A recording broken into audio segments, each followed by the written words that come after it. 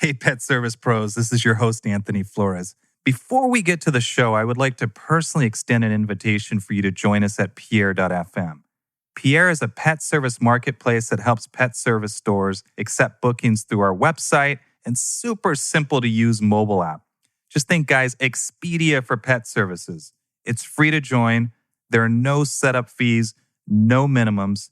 You only pay when you get orders, and you can cancel our service anytime. Guys, consumer behavior is changing, and consumers expect a simple and transparent way to book your services. Whether you're an established pet service store and looking to stay ahead of the game, or new to the pet service industry, Pierre can help you to grow your business. To learn more, visit us at Pierre.fm today. Pierre.fm. Now let's get to the show.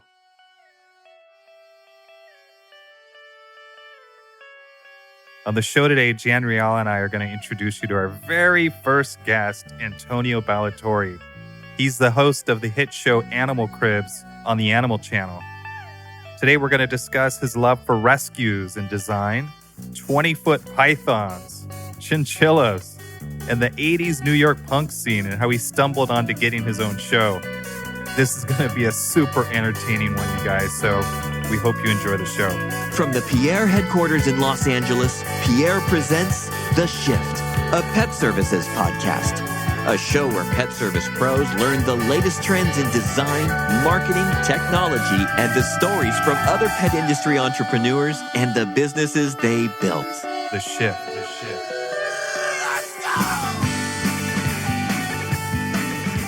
We've got the man himself in the building.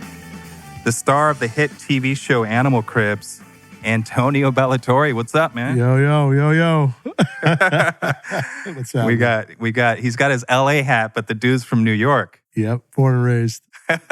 You know, it's a pleasure to finally meet you. I mean, I've heard a ton of good stuff about you from this guy over here. We've got Jan Rial here, too, with Fit Pals. Hey, how you guys doing?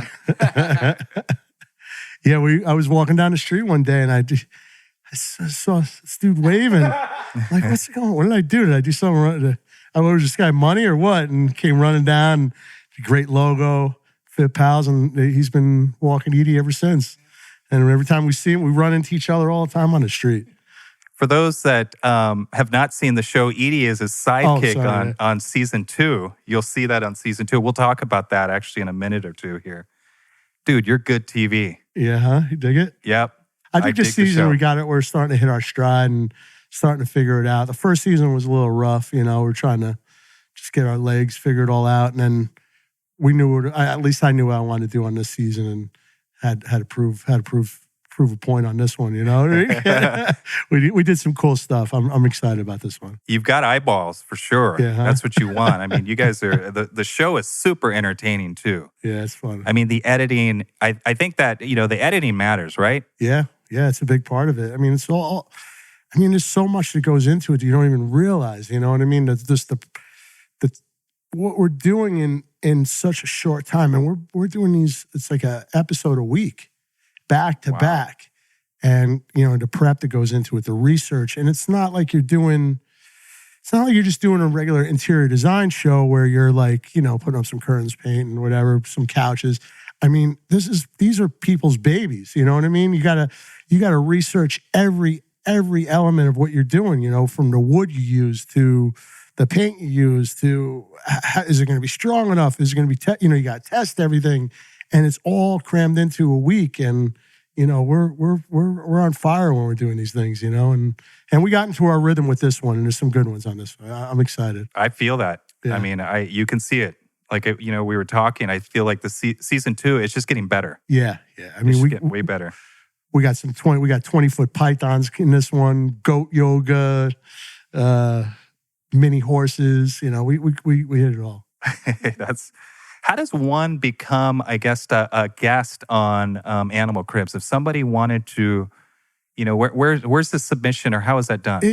Our first season we did in Seattle, so it's based on location first, and then it all goes through the production company, and there's a whole list of people it goes through, and then they give me a couple to pick at, and I do the final picks at the end, because we only, in a season we got what is it? This season is 11.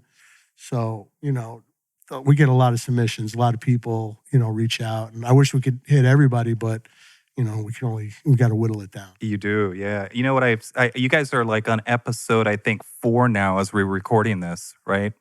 If you go... is it? I can't even see. Yeah, I think we've got episode 4 now. So what do people have to look forward to in season 2? All right, is there anything you can share at all? Oh, yeah. Well, season 2, what do we got? We got chinchillas. We do a family of chinchillas, which, I didn't know anything about chinchillas, rolling into that one. But, once again, you got to do your research. And it's all, for me, with all these designs, it's all about, bringing a family together. You know what I mean? All these pets are family members. I mean, Pierre's like a baby, I'm sure, right? I mean, absolutely. Edie's my little baby. You guys got your baby. Everybody's. So you gotta approach it like that. And the first or the second episode, we got the chinchillas, and we're bringing the family together. And then we got, like I said, a firefighter who rescued a python 20 years ago. And now the thing, when I showed up to the house, it was 20 plus feet, over 200 pounds. And I roll into the kitchen and the thing's just on the counter. And you're like, whoa.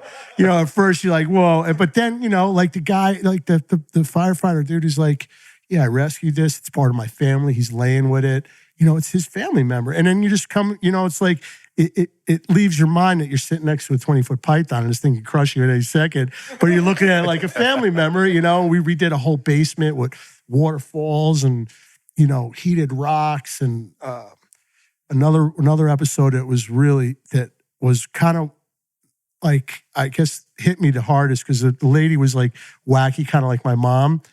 And she had these 2 mini horses. And she rescued a pig and tortoises and all these other dogs. But the mini horses, she would have to sleep with her bedroom door open, or like she had a slider. Her bedroom was in the back of the house. Slider was open. One horse would stand outside the door, and one horse would sleep in a big dog bed in front of her bed. And she had to sleep with her door open all the time. And with these mini horses there, and I'm like, and it was like the dogs and everything. So we put a barn on wheels and rolled it right up to the house. That was a great one. And the goat yoga, we did a goat one. I did some goat yoga, which was really fun. And, and we have fun with it too. You know what I mean? So when you qualify these, are you looking like the wackier the better? That's how you get on the show. Or what? Well, it's a little of everything. The first episode was a straight up dog town, little, dog park kind of setup, so we hit everything, you know what I mean? I want to go to extreme, and I want to hit, everyday relatable stuff, That dog park that was fucking genius. Well, that was our first one. And to me, that was like when we started out, I wanted to take it easy. I was like, all right, let's, we got hooked up by our good friends at Bow Wow Dog Houses, and they hooked up all those really awesome dog houses that, like mid-century modern dog house. Those dog houses are sick. That was sick. Yeah. Yep. So we got, that was a good start. It only gets better from there. So do you follow up with like the guests to see like how are the dogs doing? Because those dogs look stoked, and that was episode 1, season 2, right? Yes, yeah. I talked to a lot of people that we, because some of these people we change their lives. I mean. Well, on our first season, the last episode, we did this parrot rescue. And that was like, I didn't know, like I went in there, I love birds, I'm cool. And I learned so much. And that family was so awesome. And we still talk to each other all the time. And they update me on some of the birds and the dog park. I always talk to her on Instagram. We follow up with each other.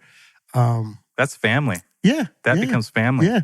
I mean, like with that, going back to the parrot one, I mean, we changed their setup. I mean, birds were stretching their wings for the first time flying around, wow. Since they rescued them. And I don't know if you know about parrots and birds, but those birds live to 80 years old. And there's such a need for parrot rescue and bird rescue because they outlive the owners. And, people need to know that. Right. You see, that's a big problem that, we run into with all these episodes, that everything we work on is pretty much rescues. And people get animals and don't do the research. And then they just leave them, and or you get these birds. They don't realize they outlive you, and there's a need for all these rescues. And like I said, this rescue we did, they had all these rescues, and they were just piling up and taking over their house. And we gave them this whole big, what's that thing? The dome, the geodome thing. That was cool, That was sick. I thought that was like one of the coolest. Yeah, and it was just cool. It was really touching. I cried at the end of that one, seeing these birds stretch their wings for the first time, and there's some good ones in say season 2 too that get a little emotional. Yeah, my favorite is the reveal, right? Yeah. You know what pisses me off? What? That fucking commercial, right? Oh yeah, you got it's a cliffhanger, right? You got to get you. Oh man, that's how they hook you. Well, what's funny about this show is like I had a show on HGTV for a couple seasons, and you're revealing to the family. This one here, you're revealing to the family and then the animals.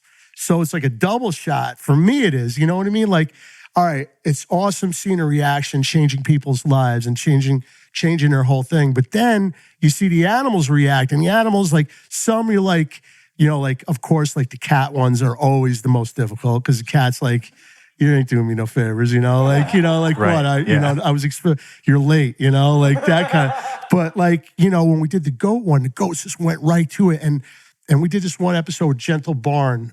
You ever hear? It's a animal sanctuary, and they have all sorts of animals, and these animals were using muscles that they never used before, or they haven't used in years. You know what I mean? Like climbing and doing all this stuff. So it's a double shot with this show with the reveal. That's really amazing because you think about like, what does that exercise or that flexing mean to these animals? It's like their natural habit, going back to natural habitat, right? Yeah. I mean, it's all about, for me, it's all about, overall the design, making it easy for the homeowners to take care of these animals, easy to clean.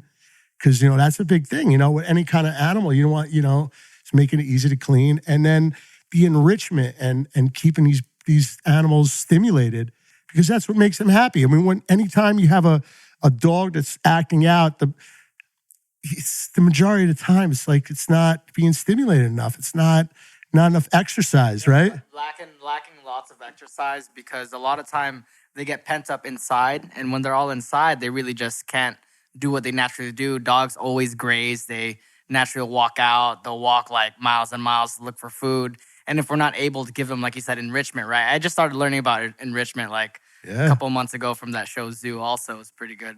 About the Brooklyn Zoo. Oh, yeah. Yeah, so like we started learning more about that stuff, and we started doing a little bit more of that stuff with our dogs too, because they really love it.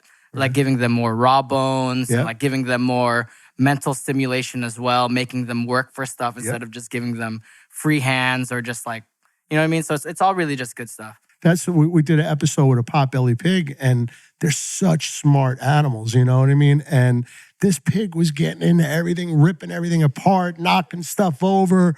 Like, this pig was crazy. I mean, like when I showed up the first time we went there, like it went after the camera guy, like we were like, it was funny, nobody got hurt, but it was like funny, and by the time we left, I mean, this pig had his whole, he had everything you can imagine, like he was like the neighborhood pig. It was a front yard pig in this neighborhood down in, I think it was Huntington Beach. And like he was the star of the neighborhood, and we did like this whole thing where people could feed him, but it was controlled feeding now, like and all the different, enrichment boxes and things that you could do, and a mud pit and all this cool stuff. And we left, and the pig was happy. He was cool. He was chilling. I haven't gotten any reports from them, but I'm sure he's doing much better. And like, he has plenty of things to keep him busy, and that's what it's all about. I mean, the animal gods are looking down on you guys for sure. Oh, yeah. I mean, that's pretty cool stuff. Tell me about the design side. How did you? I guess you started off in design. Can you talk a little bit about your background? Sorry, I just had to take a sip of beer.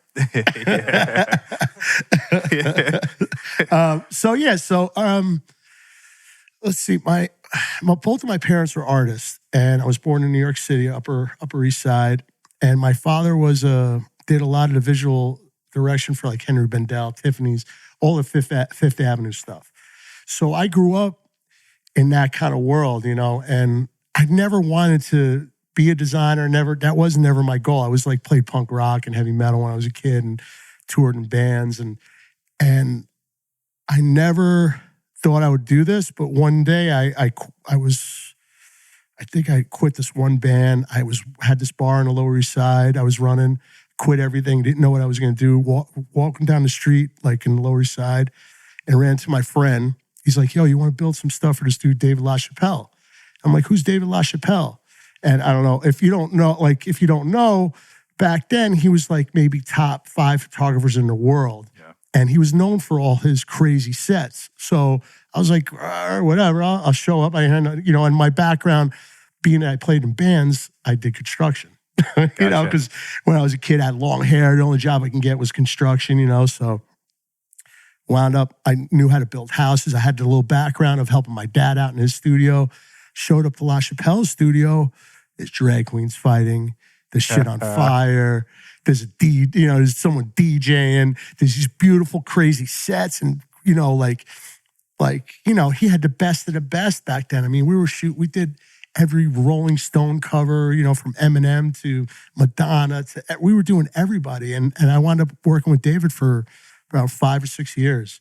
And from David, I went to Annie Leibovitz, did some of her sets, did her studio.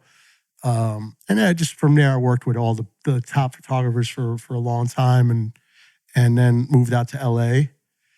Kind of started flipping houses, doing a little of that. Got tired of set design kind of dropped, the economy went. Those guys kind of played out. David LaChapelle was like, he kind of retired. And I started doing jobs for like big box stores. And I'm like, what am I doing? Picking out 15 red coffee cups. There was no big sets anymore. And my friend sent in all my stuff for an HGTV show called Design Star that I never even watched. And she sent in all my Phil. She knew the casting people. They called me like, "Yo, you want to come in?" I'm like, "Ooh, what are you talking about?" I didn't even know what it was doing. Went in, showed up. I went on, short story long. I went on this show, Design Star, won that, got my own got my own show on HTV called Antonio Treatment. Did that for 3 seasons. And I don't know, just one thing always leads to another. And it's weird how things just happen. And now I got this one, and the reason I got this one is because my old show, I always used to roll with my dog, Chewy. He was like my sidekick, an Old English Bulldog. Chewy. Yeah, he was like a chromosome away from a cantaloupe, but he was cool, Yeah, and he's got character for sure. Yeah, and and this one thing leads to another, and we got this show, and I think this happens to be like a really good fit for me, man. It's like, because I'm on HGTV, I would always do stuff for the animals in the house, but it would never make the cut of the show. Yep. And it was weird that this kind of happened, and it happened at the right time, and I just took it on, and now it's like we really got a rhythm going with the second season. So are you getting to a point now? I mean, you're definitely the ultimate influencer for sure. So are you, when you're out and about, do people kind of recognize you and say, are you? You know what? It's weird. In LA, no. Okay. Anywhere outside LA, yeah. I think everybody's like sees so many people in LA. Nobody really cares, Sometimes you get a crazy, animal person, but it's pretty chill. Like me. That's how they like me and Alexandra. Sometimes you just got to be brave and come up to someone and we really love what you did on the show. So I was like, why not just tell you we're big fans of the show? Yeah, I'm always cool with that. I mean, I always dig it. I'm like no tripping here, but it's like it's weird. It's like I never planned on being on TV. Never tried to be on TV. It just kind of happened. So I'm just rolling with it. That's pretty amazing. Like no background, boom. You went out, auditioned, or they sent your info in, and boom. That was it. Yeah. Wow. It was pretty wild because I, never thought about doing it. Never crossed. I wanted to play punk rock my whole life. And heavy metal and that stuff. It's weird how things happen. Let's give some love to your crew on the show too. Oh yeah. Yeah. Talk about those guys. How'd you guys put the team together? Well, it's kind of. Because there's such a fast turnaround with these jobs, we have to sometimes bounce the crews around because, someone has to, there's stuff that you got to do sometimes ahead of time, or afterwards, whether it's cement or, stuff, there's stuff. So crews have to bounce. So our first season was this one crew in Seattle. And I wanted to come back to LA because I've done so much set design here and I had so many resources.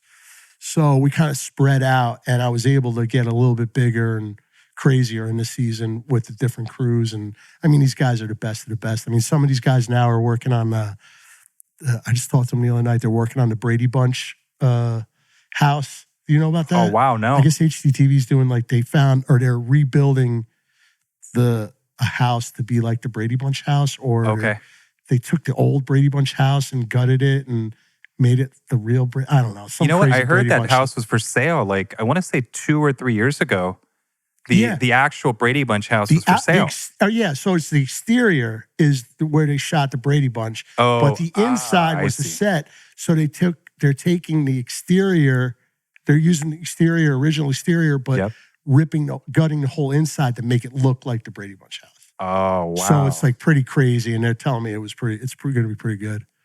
Yeah. Wow, that's pretty awesome. So these guys are really, we got the best of the best. So tell me, New York or LA? What do you prefer? He's got an LA hat, but you see this guy talk. He's where, you'll watch his hands basically when he's talking. That's the Italian. New Yorker. Oh, that's the Italian too, right? Well, it's so funny because all my friends out here are New Yorkers. Yep. But like my after my show got canceled, HGTV, a lot of stuff happened. My dad passed away. And I wound up moving back to New York. He left me his house upstate. And I went up there. I was kind of burnt out. Like, I'm not going to lie. Like, on my first show, like, getting all that success and everything, I got some crazy cars and got a little crazy. Drank the Hollywood Kool-Aid for a second, you know? Yeah. And my friends were laughing. We laugh about it. I was like, I remember I bought this stupid car. I'm going off the track here, but I was talking to my dad. I'm like, Dad, I want to buy this car. It was like some stupid expensive car. I couldn't even fit in it, Chewy wasn't even allowed in there, Like, I was like, what? And I was like, Dad, man, I always wanted a car like this. And he's like, well, what the fuck? You're gonna sit home and eat ramen like a creep? I'm like, all right, I'm getting a car. So I did all that, but when he passed away, he was a big influence for me. And I kind of got between the show canceling, being burnt out, and passing away, I kind of just went dark for a couple, 3 years, traveled, went all over the world, drove cross country a couple times with Chewy.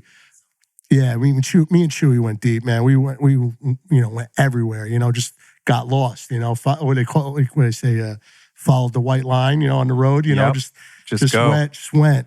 And we wound up back in New York, and I was like, fuck it, I'm going to go off the grid. And, I grew my beard even crazier, got crazy, I'm chopping wood. I'm like, this is awesome. I'm building shit. And then 4 or 5 snowstorms in, me and Chewy's faces are pressed up against the window. We're like, what the hell are we doing here, man? We're stuck in the snow, getting and I was shoveling snow. I'm like, they're gonna find me in the springtime, face down, frozen, from a heart attack, And as soon as spring came, I packed up. I drove 226. Me and my brother drove 2 26-foot trucks full of stuff back to New York, and I just fit whatever I could put in my pickup truck and drove back with Chewy and started from scratch. And then within a couple months, the show came up, and it's weird how you put stuff out there. It happens, or your life goes in crazy directions, and so it's a wild life I kind of had. Just goes in a lot of crazy directions. But I agree. I remember in Santa Monica, I had run into some celebrity that it's one of those guys you kind of recognize, but he looks like someone. This guy looked like Paul Giamatti a little bit, but he wasn't Paul Giamatti, right? So I remember stopping this guy, and we were shooting something over at Venice Beach, right? And, I was asking him, I said, look, tell me about the tough times that you actually had during your career. Because I saw a lot of stuff. Right. And his fucking eyes just lit up, right? Because I don't know if people really ask him this. We live in a society today where it's, I want something yesterday, right? Right. It's instant gratification, right? Right. So this guy basically says that his career had kind of come to a halt, right? You see this in Hollywood where, the longevity of your career, at some point you kind of disappear, right? Yeah. You're just not the shit anymore. Right. And that happens. What's crazy is this guy had shot an episode. I want to say it was like The Price is Right or something. And some director saw that. And like 10 years later, he gets a phone call for this new gig, right? Mm-hmm. And I remember I'll never forget what he told me. He says, if you're not creating, you're waiting. Right. And that always stuck with me. It's true. I mean, it was super fucking powerful, right? Yeah. No, Something he did 10 years ago, he got a call back 10 years later. It's wild how that works, man. I mean, if it, like, as far as hard times and down times, I mean, I don't know if it's like the artist that owns my dad was always like that. I'm an artist, like throwing that shit around, Sure. But my hard times make me appreciate the good times, and it brings me to another level, and it makes me grow. And so when I'm going through rough times, man, I'm in the back of my head, I'm like, all right, I got to make the best of it, and I know I'm going to come out on the other side with something awesome, and it always happens like that. And, it's part of being an artist, I guess. I don't know. I'm an artist. You guys are, I feel like you guys are doing some magical stuff. Yeah. You're also doing, you're helping like rescues and stuff like that. Can you kind of talk about that? Yeah. I mean, every person on the show that we cast is doing rescues in one way or another, rescued the animals or has a bunch of rescues, or, it's, like, and now I'm kind of getting addicted to rescues. We've adopted 2 dogs in the past 3 months. Rescues is where it's at for me. I mean, it's like, I was saying the other day, I was just talking about it. It's like with rescues, like you get them, half the time they're damaged. Like Edie was found in the trunk of a car, and when I got her, I couldn't even answer the phone loud. Like she'd just fall over and start peeing, and now she's like, to see her personality come out, to see them like become like their personalities just thrive, and see them get healthier and healthier and like crazier and fun, and the bond that you get with these animals, is pretty awesome. And I'm going through that now with my Paulo, we drove all the way to Texas to get this weirdo. He's a part Mexican hairless, part terrier. They were going to put him down. And then we just rescued this little Chihuahua that was on the streets for like 6 years. She was seen around like this building complex, and she's all hunched up and missing her front teeth, and she's like a little Loch Ness monster. But she's awesome, and like every day you see her personality comes out more and more and more, and it's a good feeling, Wow. 6 years on the streets. That 6 dog years is on the resilient streets. as all hell, right? I know. Like, wow. What was she doing, Where was she She's living? like the neighborhood pet. Yeah, really. I mean, somebody had to be helping her out, but she was pretty, skin and bones, like she's still like, she loves pizza, like, I don't care. She's like 10, 11 years old. Like, I just give her, You hook her up. she's a little dramatic too. I was saying she'll just scream, like you walk by, she's like, "Rah!" I'm like, what are you screaming at? I think it's like her defenses though, She wants a little attention, maybe. Yeah. So tell me about like, what can people do to give back if they want to, to help with rescues? Is there like, what's the process? Like, what can people do? Because you see there's so many rescues out there, right? Yeah. So where can someone start if they wanted to help? I mean, start if you do want an animal, rescue rather than shop for an animal. I would say that right off the bat, and then, what I like to do is like I have, now with all the social media, Instagram, like you get hooked on certain rescues. Like everybody, if you notice, like every rescue has a certain style, you know what I mean? Sure. Like where I rescued Edie, she's a Mayday, and all the Mayday dogs kind of have that Edie vibe, Got it. All purpose is where we got Nessie from. All those dogs have a certain kind of vibe, So Yep. I think you find your right rescue and you team up with them, you support them however you can, support any rescue, like a lot of these, everybody has their own shirts or has their, support them however, whether it's a t-shirt, whether it's donating money, whatever it is, I mean, there's plenty of ways to help, with rescues, I think. There's a lot of Chihuahuas and Pit Bulls out there, right? Oh yeah. I mean, there's a company, a rescue that I follow. I think it's New York City or New York Pit Bullies, something like that, Oh, really? right? And those videos, I'm telling you, I was watching a video and I literally just started bawling. Yeah. I mean, there was a rescue, a pit bull that was actually chained to like the front of the door and just kind of left, right? This is in New York. Yeah. In New York. So there's people out there that are, I mean, this is their life's mission to help these dogs. And it's crazy the shit that people will do, man. Oh no, people. I mean, yeah, it gets nuts. I mean, like poor Edie. Like, what was she doing in the trunk of a car? Locked in the trunk of a car? Like, I can't. I just don't. People go weird places with that. But then on the other hand, you have all the great people who do the rescuing and support the rescues, and I think that's the good thing, yeah, I don't know. I pit bulls. We, on the show we always go to different rescue, big spots, and I forgot the name of the rescue, but they had all the pit bulls in there, and I grew up with pit bulls. Okay. First we had bull terriers, and then we had Staffordshire or pit bulls, whatever. And they're so sweet, man. They're good. They're goofy. They're funny. I mean, they're loyal. They're great dogs. You know what I mean? I think it has a lot to do with the owners and bringing that. And once again, not enough stimulation, not how you treat them, how you work with them. I mean, you guys have rescue pits, right? Yeah, they're the best. Actually, Alexandra and I have an American Pit Bull Terrier. Her name is Bubba. We have a Lab Staffy mix. His name is Choppy. They're great. Bubba was a puppy when we rescued her. She was about 10 or 11 months, but no one rescued her from the shelter. She was there from 2 months. Yeah. So no one rescued this poor little defenseless honey brindle pit. And we're just so we took her out. She was actually kind of crazy. She bit me. She bit Alexandra, and we were like, I think we're in over our heads, right?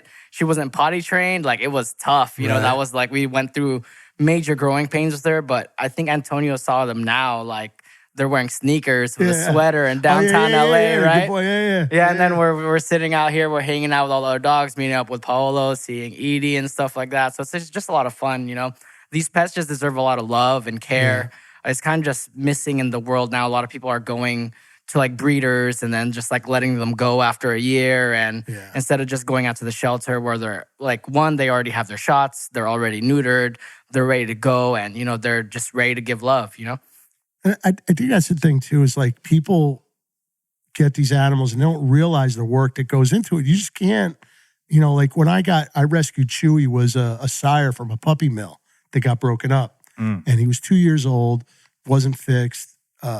He was humping for a living. He didn't know anything but, and we got him home, and he ran through a sliding glass door. He jumped out of the crate, hit my ex-girlfriend, and it broke her tooth. I remember calling my dad and be like, Dad, man, I don't know if I can handle this dog. You go through that point, where you never think he's going to stop taking a crap in the house or whatever it is, you're like, is this dog ever? And, sure. And you just got to be patient and work with him. And Chewy wound up to be the best dog ever, he was, a little bit of work, and he was 85 pounds. He was a big boy, and it was a lot of work, but he was the best dog ever, Yeah, So, you guys will see Chewy in season 1, actually. Yeah. That's Good boy, your road dog. Yeah. So let's talk about when you're not doing the show, when you're not designing. What else are you up to? Well, it's pretty much my life designing, and I still do set design once in a while. I'll do restaurants. A couple years, I just did a restaurant in Chicago. I did one in Vegas a couple of years ago. So I hop around and do whatever as far as that goes. And then I tour. I fill in with my friend's band. I'm lucky enough that, whenever one of the guys in the band can't play, it's this band H2O. They're pretty big punk rock band. And, we toured Europe last year, and I did all South America with them. I'm playing a show in Vegas, punk rock bowling Memorial Day weekend with them out in Vegas.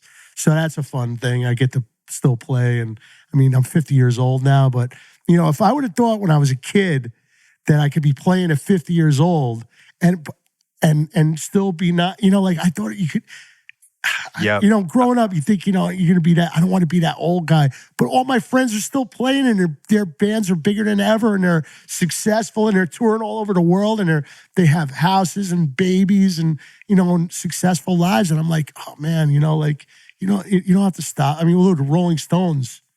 They're back. I mean, back. Kiss. Strong. Kiss. We went to go see Kiss a couple of weeks ago at the Forum. I mean, you know, their wigs are on crooked and stuff like shit like that. They can barely move around in their heel. I mean, I love Kiss, but I was, you know, they're getting a little old for that. But anyway, you know, like, you know, that's what I do on the weekends. You know what? I think, you know, as a musician, like growing up, my brothers are all musicians, and I think there's this perception that as you age, you miss the window, right? Right. Yeah. And you've built up this picture in your head that, you know, at this point in my life, I should have made it by now, right? Right. And sometimes it's not that easy. Sometimes it just takes time. Oh. Like, I think you see a lot of these artists, they're just, you know, a lot of them are just not patient enough. So they end up, and then life happens or whatever, and they start to go their own separate ways. And there's so much fucking talent out there. It's like crazy to me, man. There's a good documentary on, I think it was on Showtime. It's called Godfathers of Hardcore. And it's my friend's band, this band called Agnostic Front. And they're like the pioneers of New York hardcore. And it's such a great documentary. And it just goes through their whole career and their ups and downs. And you see them now and how successful they are, and, you know, their families and how they grew together. It's just a really great documentary if you check it out. But, you know, as far as being older, the one guy is Vinny Stigma's like 60-something years old now, still touring. People love, I mean, he's the greatest. You see him live, they're great, you know. Wow. But, you know. You know, I remember probably about 10 years ago, Gypsy Kings would come out and play in LA, and those guys were everywhere, man. They're probably billionaires. Those guys, like, they're known all over the world, right? Yeah. So these guys come out, and their type of music is very physical, right? They're playing classical guitar, and they're just cranking the whole time. Right. But you can tell, like, age has kind of caught up where there's that, we're going to take an intermission, guys, and everyone's standing up, you know, fucking partying and dancing and stuff. That's funny. So that happens, and I think what you need to do is adjust. And you got guys like Sting. This guy looks incredible. Yeah, he's and crazy. Somehow his voice is still there too. Yep. Like some of these guys, they're maybe not trained. You know, their voice isn't necessarily trained. It's just all homegrown, right? And then, you know, you can burn your voice out. Yeah, I mean, a lot of those guys take care. You know, like you know, I know my friends that partied in bands. Yep. And the guys that took care of themselves, you could see too. You know, like a lot of people got crazy in the 80s, you know, 90s, you know, with partying, and you know, some of that stuff can catch up to you. But a lot of the guys get out in time, take care of themselves, but a lot of them don't. You know, I mean, that's another end of the whole rock and roll business. You know, that's right, it catches up. But in New York in the 80s, I mean, punk was huge. I mean, the huge scene. Yes, yeah. I mean, I grew up more kind of a heavy metal kid, and then crossed over into punk in the like late 80s, 90s. So I knew like New York Dolls and that kind of punk rock, but there was like, I kind of went to a metal era for a while. I don't know. I can go deep. I can geek out on Dude, heavy metal. I was there with rock, you, brother. I was there with you. I mean, I was into like, you know, Motley Crue, AC/DC. Yeah. I remember having fucking pins. You know those pins that you put on your jacket? Yeah, of course. Jacket too. I had a denim jacket. Oh, yeah. I mean, it was, and then, you know, hip hop came. Yep. And, you know, you started to see in New York. I mean, there's a great documentary. I don't know if you've seen it on Netflix. Right. It's the history of hip hop. Oh, no. It's actually really good. It's actually good. really, really good. It's really well done. And I want to say it's probably like 8 to 9 episodes long. Oh, I gotta check that out. They've got great footage from, you know, the 80s when things were just getting started. Right. The transition from like disco to kind of hip hop. And then you see how big punk was in those days too. I mean, it was just a crossover. There was a crossover totally in New York City. Yep. I mean, it was... New York in the 80s, I'm 50 years old now. I caught a little bit out because my brother was 10 years older than me, and he would take me out. So I was going out in the city when I was like 14, 15 years old. Wow. And my brother was on the crazier side, so he would take me all. I can remember going to Studio 54, right before it closed. Club USA, where they had to slide. You remember Club? You ever hear of that club? Nope. Oh, Club USA was like just a crazy bananas club. Like, it was the era of the club kids, and they had this slide that went from like the 3 floors down, and all this crazy shit was going. And it was Save the Robots. It was on the Lower East Side. It was the after hours bar, and you go down, and it was all sand on the floor. It was like all these weird rooms, and you see Lenny Kravitz with a drag queen sitting on his lap, and you'd be like walking to another room and see some other crazy stuff. It was like I got to see the tail end of the real crazy New York, Wow. Then, good for you, man. Yeah. You were still young. You're still super young at that point, right? Yeah, I mean, I was 14, 15, 16. I was a big kid, I'm like 6'3", so I was big so I looked older, and the drinking age was younger, and I'd roll with my brother and kind of squeezed into a lot of these places when I was, a kid. Wow. Did you have the beard at 15? No. Imagine? That'd be funny, right? Yeah. They're like, you're in, buddy, for sure, you're in. I want to, what I want to do is I want, the listeners, there's designers probably listening to this too. Right. I want people to have a takeaway when they listen to our podcast, right? So I'm wondering, like, if we go back to the experiences that you're creating from the design side, how does someone start to create an experience for animals at their home? Is there share something as far as what they can do? I'll tell you my process with these animals. I think all right, there's a big difference between doing regular interior design or designing anything. This is almost like designing for like a baby nursery. Yep. You got to do. It's like it's research. You research the animal. Find all this, because you got to find all the different materials that work for that animal. You got to figure out how to make it easy to clean. You know what I mean? Like this episode we got coming up with the chinchillas. These chinchillas chew everything, so you got to round all the corners. And this is all stuff you just got to research, and you just can't research. Like, I hate when people research just off of one site, because there's different opinions, different people, and you got to just research a lot and hit a lot of different people, meet people. There's specialists. Like on the show, we always go visit someone that is a specialist with that animal or that species or whatever it is. From reptiles to dogs, whatever. I mean, I think it's a lot of the research and doing. How can you say it? Just an intelligent, work from the back, work backwards. You know what I mean? Sure. Yeah, and find the materials, and then you can come up with the crazy ideas, as you do it. You know what I mean? But I think you have to. It has to be. You have to do your research and know the animal, and like we say, the enrichment. You got to keep these animals, with stuff to do and keep them happy and healthy and with shit to do. You don't want to be sitting there bored all day. You know what I mean? That's a good point, man. It's a trip. I was. I agree. I mean, it's like. I saw this little, it looked like a fish tank almost for a cat bolted up on the wall where it has like a window.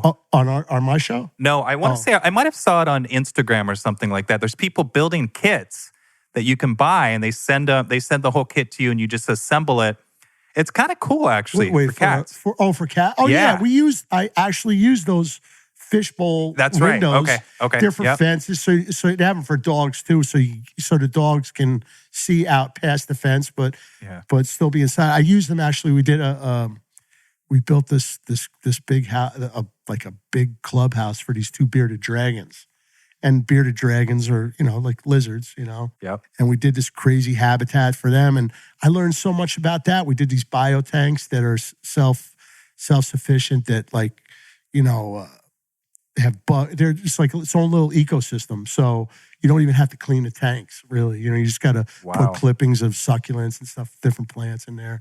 You have to watch the show to see that one. But you guys got to watch this. So season 2, I think we're at episode 4, if I remember correctly. Show is freaking awesome. Congratulations. Thank you.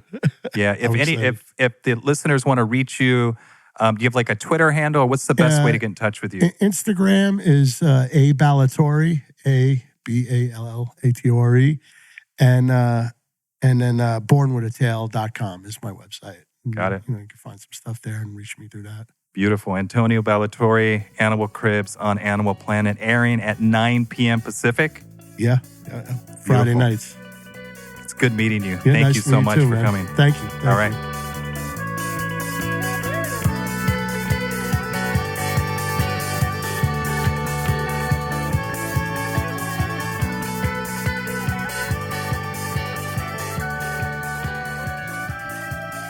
Hey guys, we really hope you enjoyed this episode, and thanks so much for listening to the show this week. You can subscribe wherever you're listening, and we love feedback. So feel free to also leave us a review. You can also visit us on Instagram at Book with Pierre. Until next time, I'm Anthony Flores, and you're listening to The Shift, a pet service podcast.